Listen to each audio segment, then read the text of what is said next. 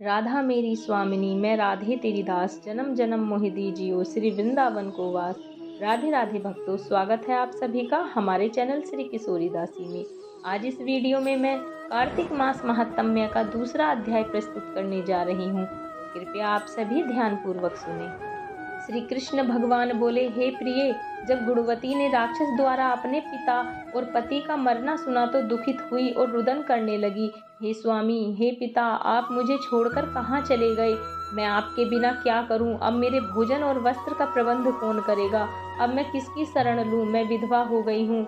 विधाता का मेरे ऊपर कोप हुआ, मैं कैसे जीऊं? श्री कृष्ण जी बोले, कुकरी के समान विलाप करती हुई, हवा से हिलते हुए केले के पत्ते की तरह कांपती हुई वह पृथ्वी पर गिर पड़ी। थोड़ी देर में सावधान होने पर फिर विलाप करने लगी और शोक समुद्र में डूब गई।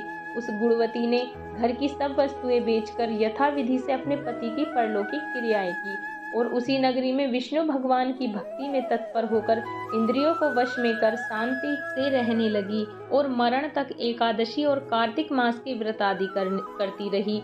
हे प्रिय, यह दोनों व्रत मुझे अत्यंत प्यारे हैं, जिसके करने से भोग और मोक्ष की प्राप्ति होती है, पुत्र और संपत्ति मिलती है।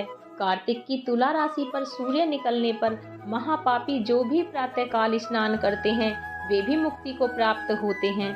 जो मनुष्य स्नान, जागरण, दीपदान और तुलसी का पालन करते हैं वे विष्णु के रूप हैं। विष्णु भगवान के मंदिर में झाड़ना, सतिया काटना तथा विष्णु की पूजा आदि का कार्य जो मनुष्य करते हैं वह जीवन मुक्त होते हैं। इस प्रकार वह गुणवती हरेक वर्ष कार्तिक व्रत और विष्णु भगवान का नित्य ही पूजन करती रही। एक समय वृद्धावस्था के कारण दुर्बल होने से रोग और ज्वर से पीड़ित होने पर भी गंगा स्नान को गई। जो ही पानी में उतरी, जाड़े के मारे कांपने लगी। उसी समय गुणवती ने आकाश से आता हुआ विमान देखा। शंख, चक्र, गदा, पद्म आदि आयुधों को लिए हुए विष्णु का रूप धारण करने वाले पार्षद गरुड़ की ध्वजा वाले अप्सराओं से युक्त ऐसे विमान में बैठाकर वैकुंठ को ले गए। प्रदीप्त अग्नि के समान कीर्ति वाली गुणवती विमान में बैठी हुई कार्तिक व्रत के प्रभाव से मेरे पास आ गई। जब ब्रह्मादि देवताओं की प्रार्थना से मैं पृथ्वी पर आया तब वे गण भी मेरे साथ आए। हे भामिनी, यह सब यादव मेरे गण हैं और तुम्हारे पिता देव शर्मा भी इस जन्म में सत्राजित हुए और तुम्हारे पति चंद्र शर्मा इस जन्म में अंकुर हैं। और हे देवी, तुम वही गुणवती हो जो कार्तिक के स्नान के प्रभाव से मेरे लिए अत्यंत प्रिय हो। तुमने तो मेरे मन मंदिर के सामने तुलसी का बगीचा लगाया, उसी से यह कल्प वृक्ष तुम्हारे आंगन में है। कार्तिक में जो पहले तुमने दीपदान किए हैं उसी फल से तुम्हारी सुंदर देह और घर में लक्ष्मी देवी का निवास है, जो संपूर्ण व्रतादिक पति स्वरूप भगवान को अर्पण किए थे। इसलिए तुम मेरी पत्नी बनी हो और तुमने जन्म मृत्यु तक जो कार्तिक व्रत उपवास किए हैं इससे तुम्हारा वियोग मुझसे कदापि नहीं होता।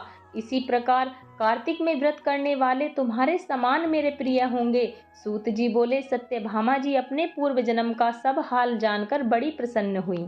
यहीं पर कार्तिक महात्म्य का दूसरा अध्याय समाप्त होता है। बोलो विष्णु भगवान की जय। यदि आपको हमारी वीडियो अच्छी लगी हो तो हमारी वीडियो को लाइक करें, चैनल को सब्सक्राइब करें और बेल आइकन को दबाना ना भूलें, जिससे हमारी वीडियो के नोटिफिकेशन आपको मिलते रहें। भगवान श्री हरि नारायण आप सभी की सभी मनोकामनाएं पूर्ण करें।